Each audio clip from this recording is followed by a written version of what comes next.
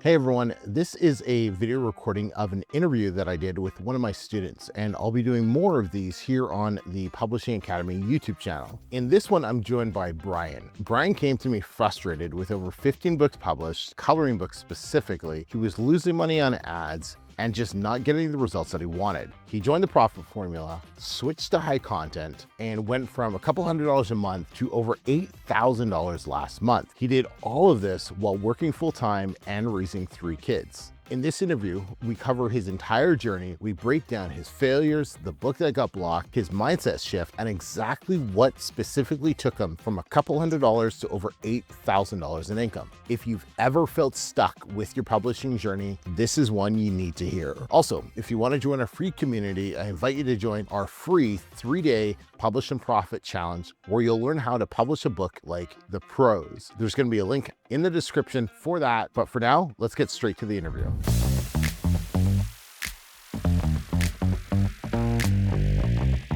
Hey everybody, it's Emeka from the Publishing Academy YouTube channel, and today I am joined by one of our students, Brian, who has a really cool, unique story. If you've ever been super frustrated with your publishing results and you feel like I'm never going to make this happen, you need to listen to Brian's story. So, Brian, welcome to the channel, man. Thank you for taking some time away from the fam to share your journey here.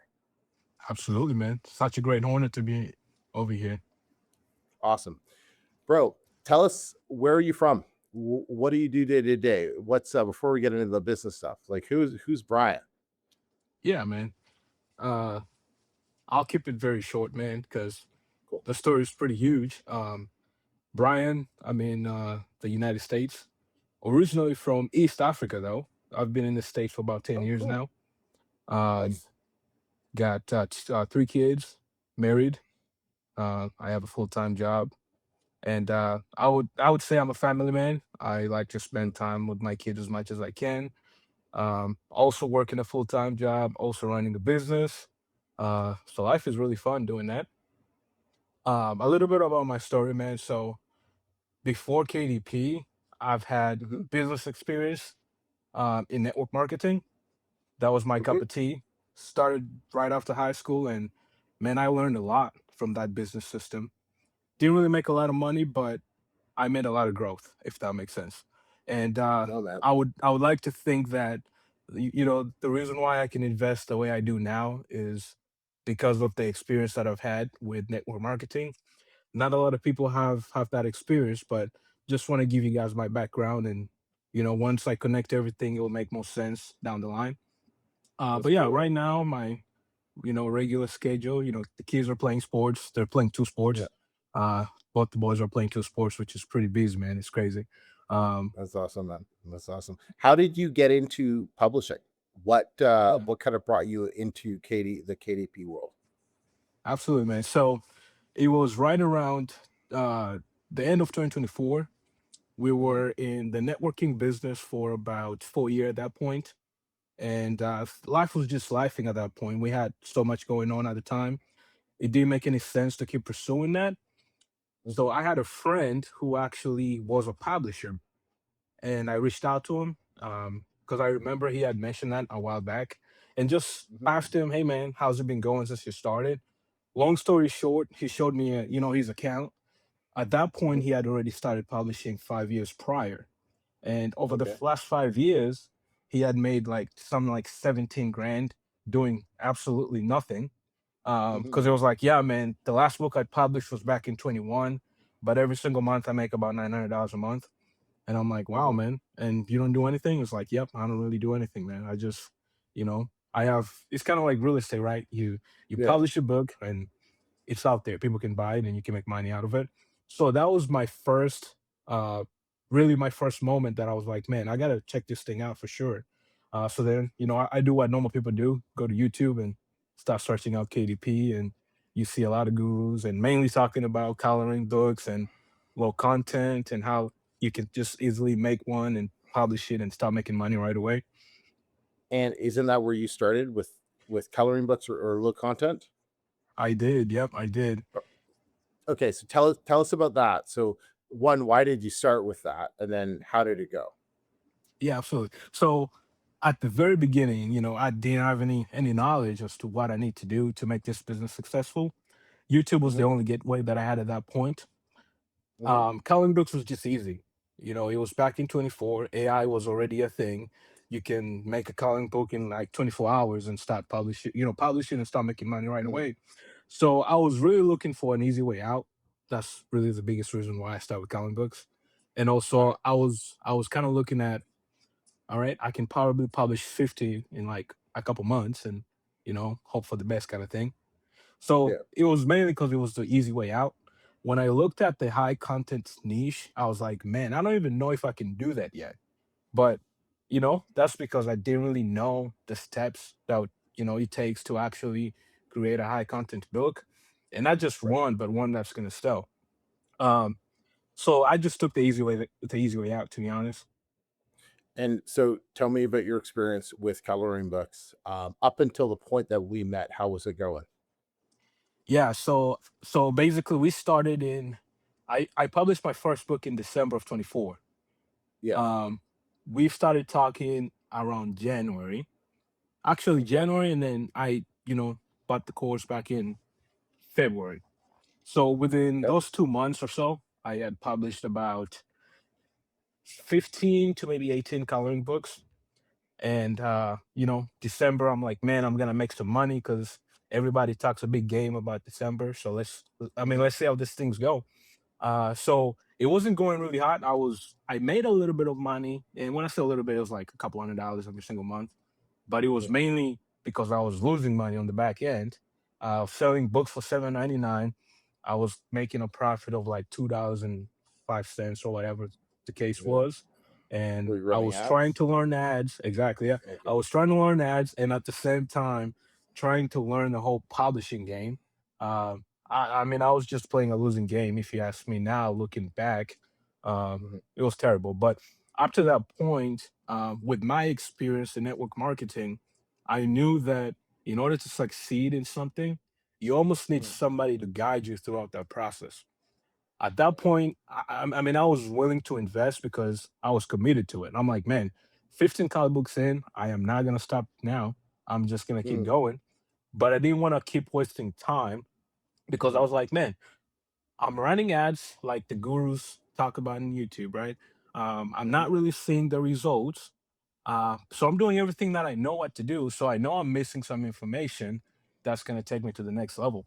And funny enough, as I was pursuing, learning more about how to run properly, the ads, I came to saw your video, and it was a okay. specific video talking about how to run ads profitably.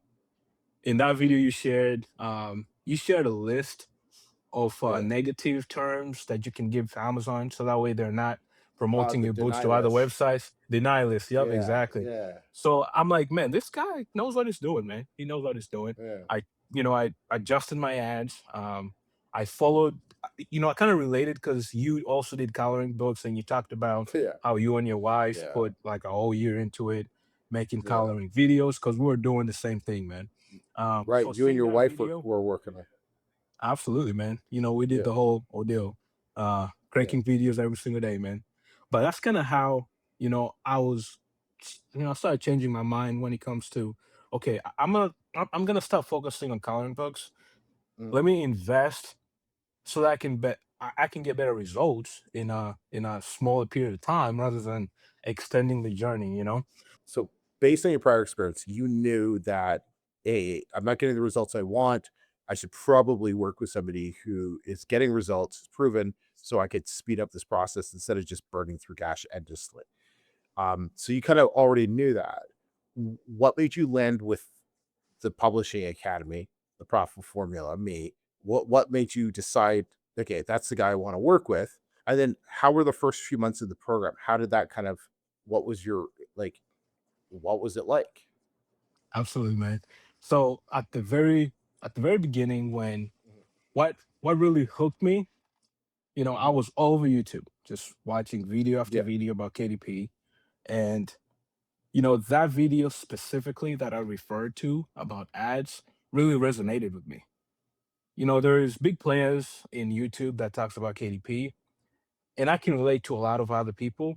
But the thing that sold me to the profit formula is just the free videos that you're putting out were quality.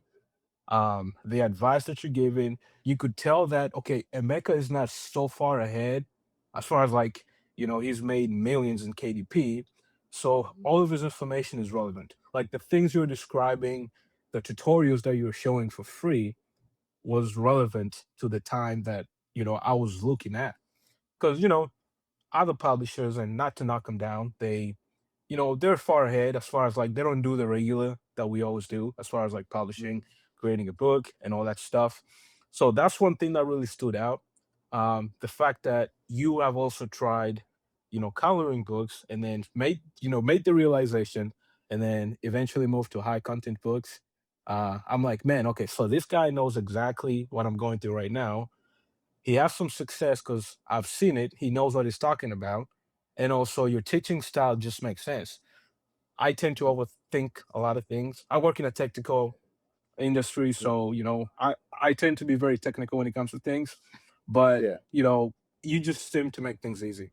It's like, man, Alright. don't think about that. Just focus on this. That will come in the future, kind of thing. Did you have any hesitations when you were signing up, or Absolutely, yeah. so did you have to talk to your wife about it, or how did that go? Yeah. So finances were not doing hard at all. We didn't have the money whatsoever. I remember that night sitting down with my wife because we had a discovery call first, and then you kind of talk more about the program and Yep. explain what I'll be getting out of it and the Mhm. expectations. So I remember talking to my wife about it. Our finances were not doing very hot. I think at that point, we just got out of the other business, and my wife stays home with the kids. I'm the only one working, and we're also, trying to run ads, losing money at the same time. The biggest thing that my wife and I talked about were, hey, look, we've had experiences with mentors, right? Mhm. And now we're looking at investing this amount of money into a mentor that you've never seen before. No, you don't know if he's gonna give you that results. But for us, in the spot that we're at, the position that we're in, it was worth the risk. And I mean, of course, I did my due diligence, right? I went to your YouTube channel, looked at all the videos that you posted, and I'm like, man, this guy's been publishing videos for like years, and not Yeah. just any videos, but it was specifically KDP. And I'm like, I mean, it Yeah. makes sense. It's not like he just Mhm. started publishing videos 2 years ago or something like that. Right. But the biggest hesitations, I think, just like anybody else, is finances, right? You're investing in something, not knowing if it's gonna work. But the thing I bet on was myself. I'm like, man, I've proven myself to commit to things and actually see them through. My family's on the line here. Yes, I have a job. I'm grateful for my job, but I mean, I want more than just that. So it's definitely worth the risk and betting on myself to make this happen. And because I had to pay money and it wasn't free, I took that opportunity, as valuable as it is, and did not want to waste it at all. Every single day I would think about, man, I have 2,500 that I paid that I still have to pay back. I can't just come home and, just sit and do nothing, So Yeah. that was I would say that was something that could have hold us back, but instead Yeah. we chose to get to use the thing as to push us through within the moment that we were in. And Right. again, the very first, couple weeks really working with you, Yeah. I know we jumped in a couple calls, and you kind of, looked at my old business in a third eye view, and I shared where I was at, what I was doing, the mindset that Mhm. I had at the time, and then you started working on the mindset shift as far as like, hey man, the road that you're in, I've been down that road. The end is gonna be this. You're gonna end up spending a lot of money, a lot of time. Yes, you may make some money, but it's gonna take you a really long time and a lot of headache. So Mhm. therefore, how about we focus on the one book that you're gonna help me create? We learn from that book specifically. I remember you telling me that, hey man, don't expect this book to make you a lot of money, even though it could. Focus on the journey of learning how to make that book itself. And I remember being excited about it because I'm like, man, I'm actually making a high content book this time. But then I'm like, okay, let's see what the steps are. I hope it makes money, but again, I don't know. We'll just see how this thing turns out. So the biggest thing that stood out was how real you are, man. It wasn't like Mhm, sugarcoating anything. You have kids, I have kids. I mhm. feel like you came from that perspective, like, hey, man, you got you got responsibilities, man, right? You can't chicken out. You can't just think that because one book hasn't worked, this thing is not gonna work, right? You gotta see it through. If the first one don't work, keep posting, keep publishing. You never know. The next one is gonna work, but make sure you learn from the last thing that you did. How did that first book go? I can't Uh, remember. How did that first book do? Did it work? Did it flop? yeah, No, it did nothing. not work, man. No. It didn't I, work. I mean, Ah, I mean, I guess I it did work because I yeah, learned a lot from it, but yeah. I it guess like wasn't in that amazing. aspect, yeah, Yeah, you learned a lot. But yeah, absolutely. the book flopped. So let's kind of talk about. Let's shift and talk about that. So yeah, your first book flopped. What did you do? Did you give up? Were you a little devastated, like emotionally and mentally, like when the first book didn't get you the results that you wanted? It Yep. wasn't making money. How did and you realize you're like, okay, this book is it's dead in the water. It's not doing what I want. How did you handle that? Why didn't you quit? Yeah. Okay. Yeah. So after the whole first book, right? It only made sense to keep going. Talking to you in a daily basis, Mhm. sharing some updates, right? You looking at my ads because we got in a call and you went through my ads and you told me like, hey man, you should try this, you should try that, but you should also focus on the next book. If the first book is not giving you the results that you're looking for, the only smart decision to do is to keep moving and take what you learn and duplicate it again. So that's what I did, man. And the second book did not do great as well. The third book started picking traction a little bit, and then it wasn't until the fourth and the fifth book to when I started seeing some real results.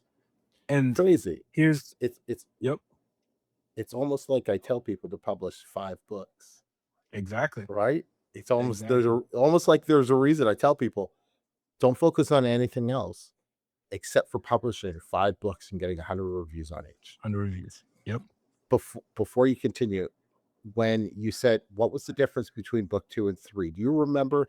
Can you think of why did book 3 start seeing a little bit more success than your first 2? Was it the topic? Was it just you were publishing better quality? Can you pinpoint anything or Yeah. It was for sure the topic. And so keyword research, I was almost doing it on a daily basis, just looking and finding for keywords, right? So I think I got better identifying the right keywords and thinking ahead. Okay, so if I'm gonna go into this keyword, am I able to at least make 5 books out of it, right? cool? And that's kind of like the perspective that changed. The first book was just out of excitement. I'm like, man, let's do this. Let's experience it. Let's see how it goes. But from the second and the third book, I started thinking about, building a brand. And you would Mhm, always tell us like, hey, make sure you can publish at least 5 books on a topic, or else probably, don't publish in that niche. So the keyword research, the overall putting the book together changed because I've already seen how the process works. I saw mistakes that I did with the first book and the second book. I knew what keyword actually, or not keyword, but I knew what niche research actually meant. The first one, the first book and the second book, I feel like I rushed the process. I was just too mhm, excited about it. I didn't really take mhm, the time to understand the targeted audience. I didn't understand how much value and a different angle I need to take into that niche to actually give that value out. mhm, So really the jump that really, made us start seeing success from book 2 to 3 was choosing a better keyword that has a lot of potential to grow into a brand, but also at mhm. the same time, understanding that keyword research is not just about getting a profitable keyword, but it's about, okay, looking at the overall market, what's the targeted audience? What do they like? The geographics or the demographics of them and things like that. Things that in a a normal person can just ignore because they're like, man, this is a topic that's winning. I can just publish a book and be fine. But you don't look at the psychology behind the people who are actually going to buy your book. And that's what I'm focusing on right now. I'm not just publishing a book, I'm thinking as a customer. If I was the customer wanting to learn this topic, what mindset would I have when it comes to learning? And just trying to build that avatar to where you're creating the book specifically for them rather than just, oh, this is a good topic. I've seen all these three books doing really well. Let me just throw mine over there and then we'll see if it sticks or not, kind of thing. Um, I, and I was also going to mention, so, throughout the first five books that I did, book number mhm, four got blocked, which was very discouraging. right. I remember that. Book number four did $1,500 in December last year, and I was like, Okay. "Let's go, man, let's go!" And we're Yeah. finally there. We're Yeah. finally there, making some serious money, right? But then, boom, there goes Amazon and blocked the Uh-huh. book. Very discouraging, man. How did you handle that? Why didn't once again? Why Yeah, didn't you just quit? I at first, man, I complained a lot. I reached out to I y'all, know. came with all the scenarios like, "Hey, man, what's gonna happen if I republish the book or trying to do something with that book, right? Not Yeah. wasting it." Mhm. But Yeah. I mean, you kept What did I telling me tell like, "Hey, you? man, Do you rem yeah, yeah, absolutely, yeah." Kept telling me like, "Hey, man, you have two choices. You can either cry about it or just keep going." You know, I mean, I am getting started. I don't have 1,000 books, right? It only makes sense to keep going, but learn Yeah. from what you did and make sure you don't do it again. And that's And exactly what I did, man. so you and like looking back now, that happened. So you lost one of your top selling books, yet last month was your biggest month ever, Yep. Yep. Yep. right? And so it really, really helps put things in perspective. It doesn't matter if you lose your top seller. That means nothing, nothing. You just got to keep going because your best months are still in front of you. You just don't even know it yet, That's right? absolutely right, Same, man. the Yep. same thing happened to me, bro. When I lost my top, it was my second top selling book. I lost it, got blocked, and I ended up still having the best year in my KDP history. Like it's like I totally forgot about that book even happened. Yep. So that's awesome, man. That's awesome. What let's talk about when did things really start clicking for you? Do you remember like the moment when things really started clicking and like, you know, what was the difference between going from like yeah, $1,500 a month to over $8,000 last month? What was kind of the big difference in that? There's a few things. One of the biggest one is the quality of people that I'm working with throughout the whole process, making all those books. I've had some bad hires, people who Mhm, were not really great when it comes to what they were doing. Uh, the biggest click has been treating it as a real business, man. Because at the very beginning, mhm, yeah, I knew it was a business, but I wasn't really making money, so it wasn't super real to me yet, right? right. And then December came through. We made, I think December last year, we made $4,200, which that was the highest month ever. I'm like, wow, man, 4,200, Mhm, right? And I'm like, okay, man, so this thing is real. mhm, I've seen what other people have been able to do with this. Let me not let me stop goofing around with it and actually take it serious. And what I mean by that is sitting down with my wife and coming up mhm, with a plan. Like, okay, we're wrapping up 2025, we're going to 2026. We've seen what's possible with this business, right? What can we do differently next year so we can get better results, right? And with us being parents, we have kids activities, there's so much that we have to do in a regular basis outside of business and going to work. So it was really locking in with my wife and be like, hey, do you trust me? Yes. All right. So let's figure out a game plan on where, maybe you can help if you can, but this is what I want to accomplish in 2026. So let's see what we can do, what we need to do to make that happen. mhm. And it's holding each other accountable. So like a good Love example it. is with with our regular schedule we have Mhm, turns to put the kids down every single day, right? yeah. I've told my wife, like, hey, look, I'll be working on the business, right? I'll be either, Yeah. working on something or whatever the case is. So if you can put the kids down every day, I would appreciate that. But here's the thing: if you see me locking around, not doing Yeah. anything, call me out on it. And guess what? I'm gonna do it for a whole week, and you're gonna take a break, right? So I think about that. And I'm like, okay, if I just get home, yeah, hang out with the kids, and then when time for business comes, I have to do something. Yeah. If I don't do it, Yeah. I know that okay. Not that I don't want to put my kids down every single day, but we also have goals that we have to accomplish, and my Yeah. wife is willing to sacrifice that time, and I'm willing to That's put in the awesome. time. So it's only stupid for me not to do it. So it was really getting organized, getting a plan, right?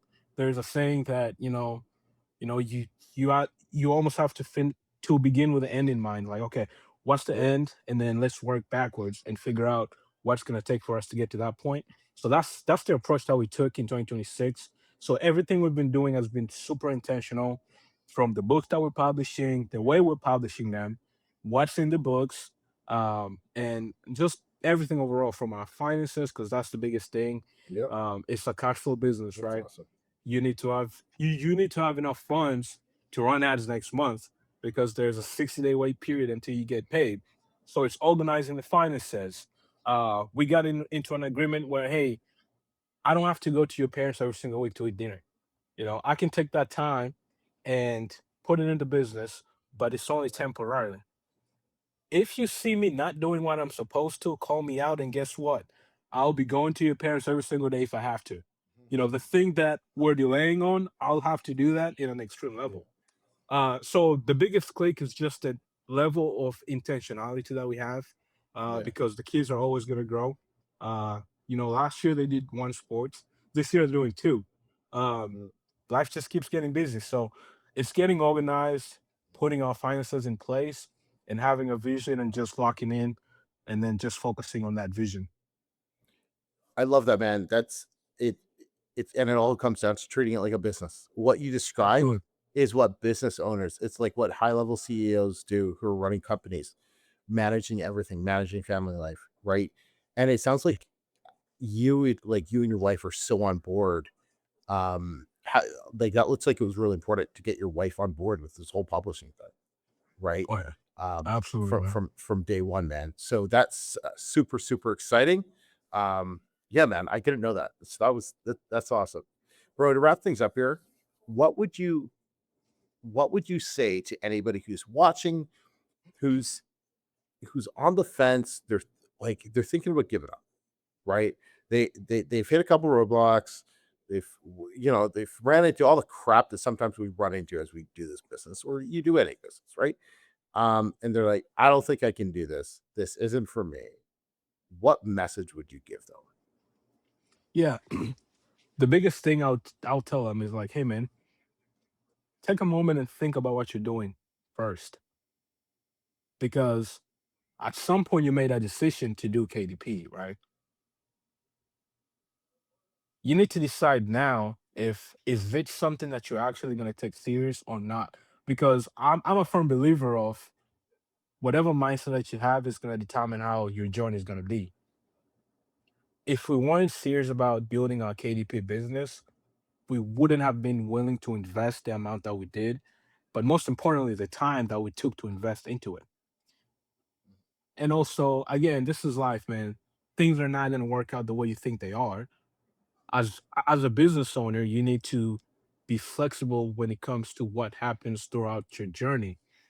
There's a book that I read years ago. Um, what's the name of the book? Think and Grow Rich, man. It's really powerful. He talks about a lot of Napoleon things when it Hill, comes to yeah. success.